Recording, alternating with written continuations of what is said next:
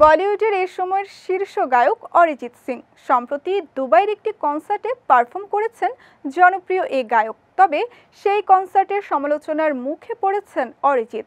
কনসার্টের বেশ কিছু ভিডিও আলোচনার জন্ম দিয়েছে। ভিডিওতে দেখা গেছে মঞ্চে কনসার্ট চলার মাঝেই নখ কাটতে শুরু করেন অরিজিৎ সিং, আর তাতেই নেটিজেনদের রোষানলে পড়েছেন তিনি। জনপ্রিয় এই গায়কের পেশাদারিত্ব নিয়েও প্রশ্ন তুলেছেন একাংশ। লাইভ কনসার্টের মাঝে এমন কাণ্ড কেন ঘটিয়েছেন তিনি, তা নিয়ে অবশ্য কোনো বিবৃতি এখনো দেননি অরিজিৎ। অনুরাগীদের একাংশের বক্তব্য, নখ বড় হওয়ায় সম্ভবত গিটার বাজাতে অসুবিধে হচ্ছিল অরিজিতের। শ্রোতাদের বিঘ্ন না ঘটিয়েই তাই তা কেটে নেন গায়ক। তবে সে অজুহাত মেনে নিতে পারেননি নেটিজেনদের অধিকাংশই।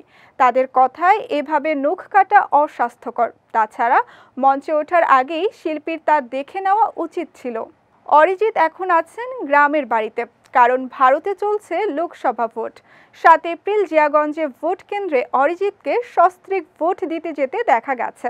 সেখানেও তাদের দুজনকেই ঘিরে ধরেছিলেন সেলফি শিকারীরা।